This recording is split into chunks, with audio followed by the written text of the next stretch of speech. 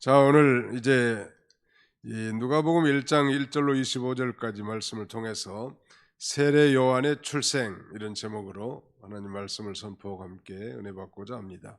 제목을 한번 따라서 볼까요? 세례 요한의 출생. 세례 요한의 출생이 왜 그렇게 중요할까? 세례 요한은 그야말로 예수님보다 6개월 먼저 이제 오셔서, 즉 6개월 먼저 태어났고, 그래서 이제 예수 그리스도를 안내하고 소위 예수 그리스도의 선구자로서 길잡이로서 중대한 사명을 띠고 이 땅에 온 것입니다. 예, 특별히 오늘 본문에 보니까 그의 부모들은 아주 경건한 아론 계통의 후예들인데, 이런 경건한 가정에서 하나님의 그 위대한 사역자, 사명자를 낳게 했다는 것은 의미심장하다고 할 수 있겠습니다.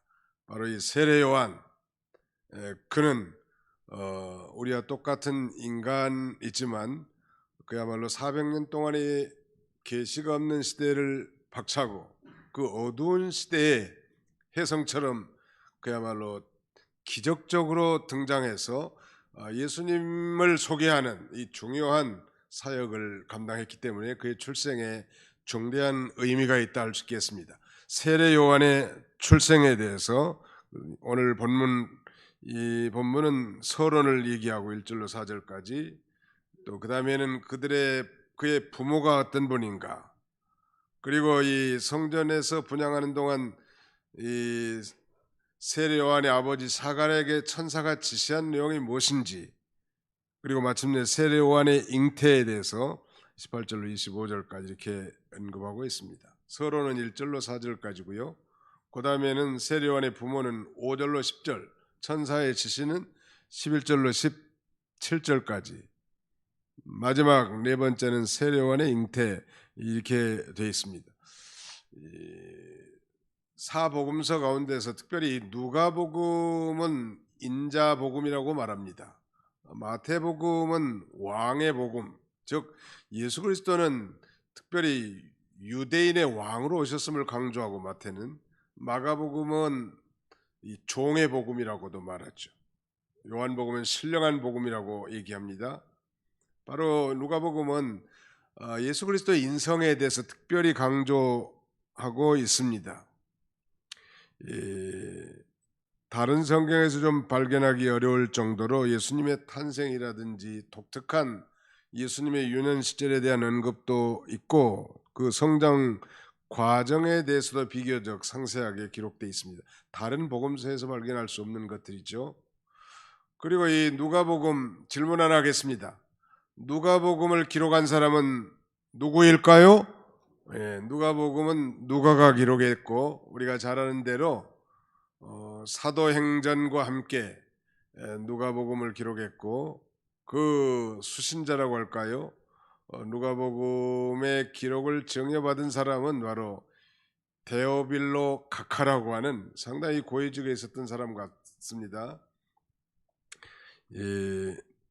자, 오늘 이제 서론이 1절로 4절까지인데 제가 한번 읽겠습니다. 우리 중에 이루어진 사실에 대하여 처음부터 목격자와 말씀에 일꾼된 자들이 전하여준 그대로 내력을 저술하려고 붓을 든 사람이 많은지라, 그 모든 일을 근원부터 자세히 미루어 살핀 나도 데오빌로 각하에게 차례대로 써보내는 것이 좋은 줄 알았노니, 이는 각하가 알고 있는 바를 더 확실하게 하려 함이로라. 바로 이 누가복음을 기록한 동기 혹은 목적을 간단하게 누가는 설명하는데, 참고로 이 누가의 전직 직업은 의사였죠. 그래서 이 누가복음과 사도행전은 특별히 의사만이 독특하게 쓰는 그런 그 용어들, 문체들을 발견할 수 있고, 특별히 의학적 용어와 질병이나 병자에 대한 관심이 많이 나타났고, 디모데후서 4장 11절에 보면 바울과 마지막까지 그가 함께했다고 그랬고요. 또 옥중서성에 보면 사랑받는 의원 이렇게 표현했습니다. 바로 이 누가는 말하자면 전직이 의사였는데 의사였기 때문에 아마 바울과 선교행하면서 많이 도움을 줄 수 있었을 것 같아요. 그 사도행전에 보면 우리라는 이 표현이 많이 나옵니다만 사실은 그 우리가 누가가 거기에 포함됐다고 할 수 있겠습니다. 바울 행전이라고도 말하지만 그 우리라고 하는 부분에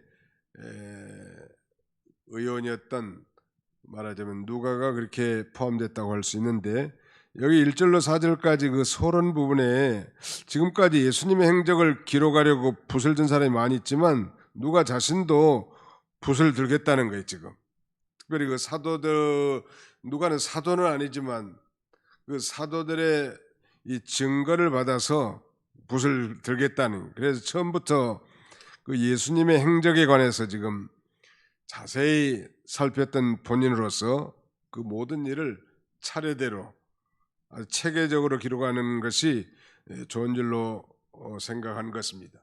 이게 당시에 뭐 예수님에 대한 스토리가 그렇게 체계화되어 있지는 않았던 것 같고, 이 데오빌로에게 이걸 체계적으로 예수님에 관한 것, 특별히 그 예수님의 뭐 탄생, 그의 성장 과정, 그다음에 그 예수 그리스도의 사역에 대해서 비교적 객관적 서술을 통해서 체계적으로 정립해 가지고 이 데오빌로 각하에게 보낸 것입니다. 이 데오빌로는 어떤 사람인지 우리가 알 수는 없지만 그의 이름이 데오빌로라는 건 데오스 플러스 필로스라고 하는 헬라어의 합성어이기 때문에 데오스라는 건 하나님, 필로스는 뭐 사랑하다 그런 말이니까 뭐 하나님을 사랑하는 자, 이 정도로 해석할 수 있겠는데, 아무튼 예수를 믿고 거듭난 지 얼마 되지 않은 초신자인 것이 분명하고, 그래서 어느 정도 예수 그리스도에 안 그에게 좀 더 체계적으로 이제 예수 그리스도에 대한 지식을 더 확실하게 알게 하기 위해서 이 누가복음을 써서 보낸 거라고 할 수 있겠어요. 왜냐하면 또 그때 당시에 누가 당시에는 이 초대교회 당시니까 초대교회 때 그 이단들이 많았습니다. 우리가 유다서에서도 살펴본 것처럼 특별히 그 영지주의 이단자들은 예수 그리스도의 성육신을 부정한단 말. 뭐 육체는 아무것도 아니고 영혼만 존중히 여기는 소위 물질 계약서를 주장하는 그런 사이비한 자들이고, 또 그 바리새인과 사두개인 가운데 이 사두개인들은 예수 그리스도의 육체적 부활을 믿지 않는 자들이란 말이에요. 이렇게 혼란한 이 진리의 체계를 이제 갓 예수 그리스도를 믿고 구원받은 이 데오빌로 이 로마의 고관에게 체계적으로 써서 이 누가복음을 증정한 것입니다. 그 다음에 두 번째, 세례요한의 부모는 어떤 존재인가 같이 한번 읽어볼까요? 5절로 6절입니다. 시작. 유대왕 헤롯 때에 아비야 반열에 제사장 한 사람이 있었으니 이름은 사가랴요 그의 아내는 아론의 자손이니 이름은 엘리사벳이라. 이 두 사람이 하나님 앞에 의인이니 주의 모든 계명과 규례대로 흠이 없이 행하더라. 세례 요한의 부모는 아무튼 경건하고 의로운 그런 이 아론 계통의 후예들인데, 우리가 짐작할 수 있는 것은 아무튼 이 보편적으로 다 그렇지는 않습니다. 뭐 부모가 믿음이 좋다고 해서 자녀가 반드시 믿음이 좋으라는 법은 없지만, 그러나 이 경건한 그 부모 밑에서 자녀들이 영향을 받을 수 있는 것은 부인할 수 없단 말이에요. 이러니 경건하고 이런 가정에서 그야말로 예수님을 인도할, 예수님을 소개할 위대한 이 사역자, 마지막 선지자이면서 예수님의 길잡이로 온 세례 요한이 탄생했다는 것은 우리 가정들을 한번 되돌아보게 하는 거예요. 나는 과연 그렇게 모범적으로 살았는가. 오늘 본문에는 뭐 이들을 소개하면서 하나님 앞에 의인이라고 이렇게 말합니다만, 이들이 하나님 앞에 전혀 죄가 없다는 뜻은 결코 아니고, 언제나 하나님의 은혜로 이렇게 의롭다 하심을 얻은 의인들은 어느 시대나 있었죠. 가령 뭐 노아나 아브라함, 욥이나 다니엘, 이런 사람들 것입니다. 이들도 뭐 하나님의 십계명, 도덕법을 다 완벽하게 지키지는 못했지만 중요한 것은 그들은 그 짐승의 희생제사, 번제라든지 소제, 화목제, 속죄제, 속건제, 이 짐승의 제사를 통해서 이 예표된 예수 그리스도의 속죄 은혜를 받게 됐고, 그 예수 그리스도로 말미암아 죄 씻음과 의롭다 하심을 얻은 자들이라고 뭐 신학적으로 정의할 수 있을 것 같아요. 오늘 우리도 마찬가지죠. 우리가 다 하나님 앞에 흠결이 많고 부족한 자들이지만 2000년 전에 예수 그리스도의 이 대속적 죽음을 통해서 우리가 죄 사함 받았고 하나님 앞에 의롭다 인정을 받은 하나님 앞에 의인들이 됐다는 말. 그 은혜가 너무너무 감사하기 때문에 이제 하나님 우리가 두려워하고 하나님의 뜻에 순종하고자 애를 쓰잖아요. 잘하지는 못하지만 참으로 거듭난 자라면, 참으로 중생을 체험한 자라고 한다면 이제 안에 성령이 내주에 계시기 때문에 하나님 앞에 여기 자가랴나 엘리사벳과 같이 이렇게 신실하게 하나님을 섬기고 헌신하는 그런 삶을 살고자 하는 거룩한 소망이 우리 안에 있게 되는 것입니다. 그래서 의인이지, 뭐 성경에는 분명히 의인은 없나니 하나도 없도다라고 선언했는데 예수 그리스도 없이 의인 될 수는 없단 말이에요. 하나님의 은혜로 이렇게 우리도 하나님이 우리를 보실 때 너는 의인이다 이렇게 인정해 주는 자가 됐기 때문에 너무 감사하죠. 의인 아닌 사람 의인 만들어 놓고 의인 되게 하는 것이 우리 기독교예요. 타종교는 자기들이 뭐 돌을 닦고 뭐 수양을 하고 무슨 선행을 해서 의인이 되보려고 하지만 그건 불가능한 거예요. 우리는 의인을 만들어 놓고 점점점 의인이 만들어져 나가는, 성화돼 나가도록 그렇게 역사하셨다면 감사하잖아요. 감사하다. 자기 노력, 뭐 자기 실력, 자기 지혜 다 해가지고 의인이 될 수도 없을 뿐만 아니고 하나님은 그 영광스러운 신분을 허락하시고 그 신분에 걸맞게 살아가게 하시는 거예요. 말하자면 거지를 갖다가 왕자 만들어 놨는데 좀 왕자답게 살라는 거 있지. 거지 노릇 하지 말고 다리 밑에서 도시락이나 까먹지 말고 예. 아무튼 이제 왕자답게 사는 거예요. 아, 참 왕자답다. 다 왕자 아니요? 하나님의 왕이니까 왕의 아들이 다 우리기 때문에 다 왕자라.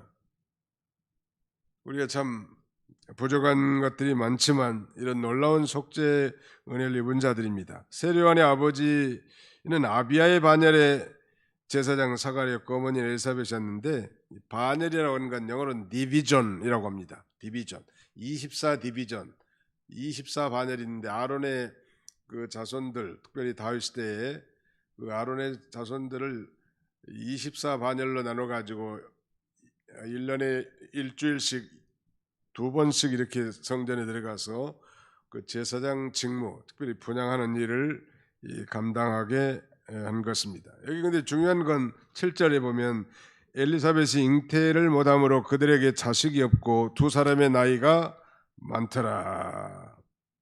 참 경건하고 이런 가정인데 이런 흠결, 결함이 있었단 말이에요. 그래서 아마 사가랴가 성전에 들어가서도 기도를 많이 했을 것 같아요. 뭐 자신의 뭐 육체적 욕망을 채우기 위한 것보다는 아마 그때는 혈통적으로 유전이 계승되니까 이 제사장이라는 직분이 후손을 주면 하나님께 바치고 하나님의 나라와 영광을 위해서 봉직하게 하겠습니다. 아마 기도를 많이 했던 것 같아요. 그런 면에서 우리 그리스도인들의 그 결함, 부족함, 이 결점은 더욱 겸손하게 만들 뿐만 아니라 하나님을 의지하게 해주죠. 우리의 부족함 때문에. 그래서 더 의롭고 경건하게 이들이 살았던 것 같습니다. 부족함이 없는 사람, 결함이 없는 사람보다는 부족함이 많고 결함이 많은 사람들이 다 하나님을 찾는 경우는 훨씬 더 많아요. 그래서 weak point, 약점이 strong point, 강점으로 바뀌게 되는 거죠. In Christ Jesus, 그리스도 예수 안에서. 하나님은 교만한 자를 물리치신다는 말. 그래서 이런 사람들에게 비난도 받았을 것 같아요. 우리나라에도 뭐 그런 악습이 있었잖아요. 가부장 시대에 말이죠. 칠거지약이라고 하면서 유대 사회도 좀 그런 그 전통적인 것이 있었을 텐데 그런 가운데 자신이 단련받고 더 겸손해지고 더 영적 유익을 얻지 않았겠는가 그렇게 생각이 됩니다. 그 다음에 이제 11절로 17절까지는 이제 아비야 반열의 이 제사장 사가랴가 자신의 디비전 반차를 따라 성전에 들어가서 분향하는 동안 놀라운 천사의 지시를 받게 됩니다. 11절 보실까요? 주의 사자가 그에게 나타나 향단 우편에 선지라 이 분향단 오른편에 주의 사자 즉 천사가 나타났습니다. 사가랴가 보고 놀라며 무서워하니 천사가 그에게 이르되 사가랴 무서워하지 말라. 너의 간구함이 들린지라. 내 아내 엘리사벳이 내게 아들을 낳아주리니 그 이름을 요한이라 하라. 너도 기뻐하고 즐거워할 것이요 많은 사람도 그의 태어남을 기뻐하리니 그랬습니다. 아마 이 천사는 후에 마리아의 뭐 수태고지라든지 그 다음에 목자들에게도 나타났던 이 가브리엘 천사, 좋은 소식을 가리키는 이 가브리엘 천사인데 이 천사라고 하는 건 한마디로 말하면 하나님의 심부름꾼이에요. 하나님의 계획과 하나님의 메시지 이를 전달해주는 사역을 수행하는 게 천사들입니다. 천사가 아들을 낳으려면 이름을 요한이라고 이렇게 낳기도 임신하기도 전에 이렇게 예고해 줬고요. 그래서 그 요한이 많은 사람을 기쁘게 하고 주님 앞에서 큰 자가 될 걸 연합니다. 또 예수님도 후에 그렇게 말씀하셨죠. 여자가 낳은 자 중에 세례 요한보다 더 큰 자가 없다 할 만큼. 세례 요한을 왜 이렇게 큰 자라고 했을까? 아마 예수님 당시까지 즉 세례 요한에 이르기까지 아마 예수 그리스도에 대한 진리, 복음에 대해서 밝히 깨달은 자가 세례 요한보다 더 많이 깨달은 자가 없었던 것 같아요. 근데 오늘날 우리 신학시대 우리 그리스도인들이야말로 이미 오신 예수 그리스도를 믿는 자들이니까 세례 요한보다 더 확실한 객관적 진리를 우리가 가지고 있는 자들이 되지 않았습니까? 그리고 세례 요한의 사명이 뭔가? 거기 우리 같이 한번 또 읽어봅시다. 15절로 16절 시작. 이는 그가 주 앞에 큰 자가 되며 포도주나 독한 술을 마시지 아니하며 모태로부터 성령의 충만함을 받아 이스라엘 자손을 주 곧 그들의 하나님께로 많이 돌아오게 하겠습니다. 세례 요한의 사명은 메시아를 고대하던 유다 백성들에게 이제 그가 즉 메시아가 오실 날이 멀지 않았음을 예고할 뿐만 아니라 이제 회개 운동을 통해서 이스라엘 백성을 하나님께로 돌이키게 하는 것입니다. 그러니까 이 말라기 선지자 이후로 약 400년 동안 아니 세례 요한이 혜성처럼 등장한 이 시기까지는 그야말로 어두움의 시대, 계시가 존재하지 않는 흑암의 때란 말이에요. 그 얘기는 백성들이 하나님의 율법을 멀리 떠나 그야말로 타락한 그런 시대이기 때문에 회개 운동을 통해서 이스라엘 백성을 하나님께로 돌이키게 하려고 이 세례 요한을 보내신 것입니다. 근데 그 13절을 제가 건너뛰었는데 13절 한번 보실까요? 천사가 그에게 이르되 사가랴여 무서워하지 말라. 너의 간구함이 들린지라. 내 아내 엘리사벳이 내게 아들을 낳아주리니 그 이름을 요한이라 하라 그랬습니다. 너의 간구함이 들린지라 그랬는데요. 이 들린지라 이 과거 시제인데요. 사가랴가 아들을 달라는 기도를 옛날부터 계속 해왔음을 뜻하는 것입니다. 아마 오래전부터 했을 것 같아요. 분명히 야고보 5장 16절에는 의인의 간구는 역사하는 힘이 많으니라 그랬는데 오랫동안 간구하고 기도했지만 그 기도가 응답이 안 됐던 것 같아요. 18절 봅시다. 18절 사가랴가 천사에게 이르되 내가 이것을 어떻게 하리요 내가 늙고 아내도 나이가 많으니이다. 이렇게 대답한 걸 볼 때 나이를 먹어감에 따라서 영영 이제 아이를 갖지 못할 것을 알고 실망해서 단념한 상태가 돼. 지금은 이제는 뭐 부인 엘리사벳도 성녀가 돼가지고 소위 경수가 끊어졌고 자기도 이제 나이가 많아서 이제 거의 포기된 상태인데 놀라운 일은 인간의 절망의 순간은 하나님의 역사가 시작되는 아이러니한 순간이라는. 그러니까 우리는 절대 포기하면 안 될 것 같아요. 그 노아가 셈과 함과 야벳을 낳은 건 나이 500세 되던 해요. 그러니까 500년 동안 기도 많이 했을 것 같은데 500년에 난 거예요. 또 아브라함은 하란에서 가나안 땅 갈 때 75세였는데 실제로 그가 이삭을 얻은 건 100세니까 25년 후에 뭐 이스마엘은 제외하더라도 25년 후에 이삭을 낳고 그의 아들 이삭도 40살에 결혼해서 60살에 이 말하면 쌍둥이 아들을 낳지 않았습니까? 그러면 뭐 25년, 20년 뭐 오랫동안 기도를 많이 했을 것 같고 그 오랫동안 기도하면서 얼마나 뭐 포기했을 것 같아. 이거 보면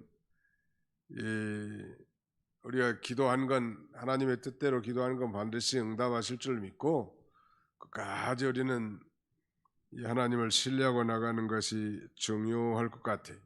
그야말로 절망의 순간에 하나님은 가브리엘 천사를 보내서 수태고지를 할 뿐만 아니라 그 낳은 아들의 이름도 가르쳐주고 또 그 아들이 사명이 무엇인가를 일깨워 주는 것입니다. 그래서 세례 요한이 사명을 잘 감당해서 해야 할 세 가지가 여기 언급되어 있는데요. 첫째는 포도주와 독한 술을 마시지 말라는 것, 두 번째는 성령의 충만함을 입으라는 것, 세 번째는 엘리야의 심령과 능력으로 일하라는 것. 포도주와 독한 술을 마시지 말라. 구약시대 나시리는 바로 포도주와 독주를 마시지 말라고 했죠. 오늘날도 우리 성도가 다 나실인입니다. 나지르 이 말은 구별된 자는 뜻이요. 구별된 자. 그래서 우리가 술 담배 하는 건 어울리지 않아요. 제사장에게. 또 뭐 술 취한다는 건 세상에 취한다는 의미도 있기 때문에 세상에 살지만 세상에 취해서는 안 된다는 것. 세상과 구별된 사람만이 하나님의 거룩한 사명을 수행할 수 있는 것입니다. 두 번째는 성령의 충만함을 입으라는. 이건 뭐 아무리 강조해도 지나치지 않는데 성령의 충만함이란 우리 안에 내주에 계신 예수를 자신의 구주로 믿을 때 받은 이 보혜사 성령님이 계신데 그 성령님의 인도와 주장을 100% 받는 것이 성령 충만입니다. 즉 성령의 인도와 주장을 온전히 받는 것. 근데 그 성령은 진리 영이니까 성령은 모든 진리 가운데로 우리를 인도하십니다. 그러므로 성령 충만을 잘 모르겠거든 늘 성경을 많이 읽으면 돼요. 말씀 충만이 성령 충만이 믿으시기 바랍니다. 세례 요한은 모태로부터 성령이 충만함을 입어서 말하자면 그 사명을 이제 감당하게 되는데 세례 요한뿐만 아니라 정말 이 전도자 목회자뿐만 아니라 모든 성도들이 자신의 직무와 사명을 감당하기 위해서 필요한 요건을 하나 선택하라면 성령 충만이. 술 취하지 말라 이는 방탕한 것이니 오직 성령의 충만함을 받으라. 그 성령 충만에 대해서 잘 모르는 분들이 계신데 바로 이 성령은 인격적인 하나님이십니다. 어떤 기운이나 느낌, 에너지가 아니라 하나님이 내 안에 계신데 그 하나님의 인도를 따라가라는. 저는 종종 기도할 때 또 뭐 세상에서 살면서 그 성령님을 구체적으로 부르고 성령님께서 이렇게 해달라고 요구합니다. 저는 못합니다. 주님, 성령님께서 친히 나를 주관하사 이 일을 감당하게 주옵소서. 그렇게 나가는 거예요. 사실이니까. 그러면 하나님이 제 가운데서도 지켜주고 불가능한 일도 가능하게 하고 어려운 가운데서도 사명을 감당하게 한다는 거예요. 내 힘으로 안 된다는 말이에요. 내 힘으로 하면 문제가 생겨요. 교회 일도. 하나님께 맡기라고. 교회 일뿐만이겠습니까? 가정의 자녀들 내 맘대로 내 뜻대로 되는 게 어디가 있습니까?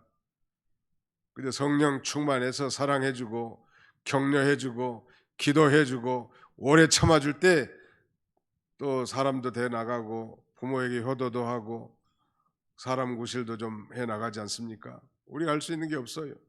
자기가 하려고 하니까 자녀들이 상처받고 교인들이 상처받고, 어느 분은 뭐 자기가 장로의 버릇을 고쳐준다는데, 내가 보니까 자기가 자기나 고치지 무슨 뭐 그 자기 쫓겨났어요, 그 목사님이 그 교회에서. 하나님 정치도 하나님이 하게 하시는 거지, 자기가 하려고 할 때 문제가 생기는 게 언제나 모든 욕심 다 버리고 그냥 하나님의 뜻이면 순종하는 마음으로 하는 거지, 내가 하겠다는 거 또 내가 안 하겠다는 거, 이게 굉장한 교만이요.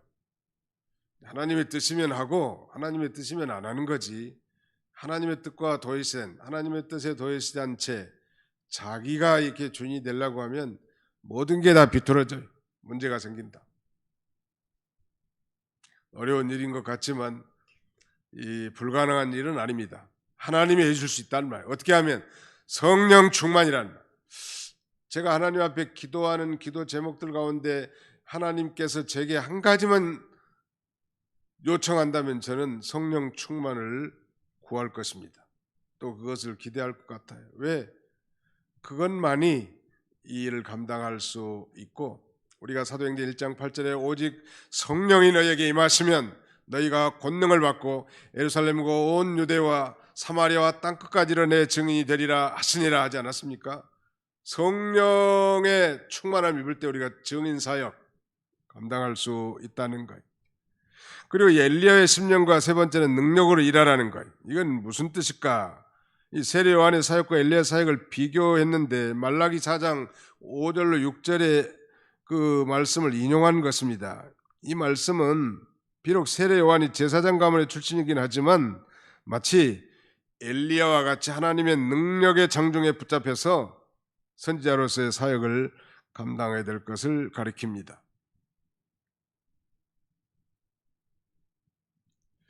구약시대 이스라엘 백성들을 엘리야 선지자가 회개시켜서 하나님께로 돌렸던 것처럼 세례 요한도 그렇게 될 거라는 거. 하나님의 권능을 힘입어서. 마침내 이제 세례 요한이 잉태합니다. 18절, 사가랴가 천사에게 이르되 내가 이것을 어떻게 알리오? 내가 늙고 아내도 나이가 많으니이다. 천사가 대답하여 이르되 나는 하나님 앞에 서 있는 가브리엘이라. 이 좋은 소식을 전하여 내게 말하라고 보내심을 받았노라.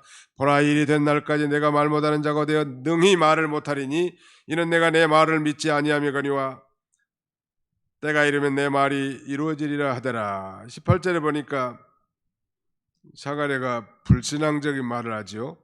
내가 이것을 어떻게 알리오? 내가 늙고 아내도 나이가 많으니이다. 참 믿음이 좋은 분이 믿음이 없는 말하면 참 안타깝기 그지없어요. 우리는 언제나 믿음 있는 말을 하면 참 좋을 것 같아요. 어떻게 알리오? 내가 이것을 어떻게 알리오? 세상에 하나님이 천사를 통해서 말해주면 그대로 믿고 나가는 거지. 이건 어떻게라는 언어적 의미는 무엇에 근거하여 알리오 그 말이. 나이가 많으니이다. 이 사가랴의 대답은 불신앙에서 나온 것입니다.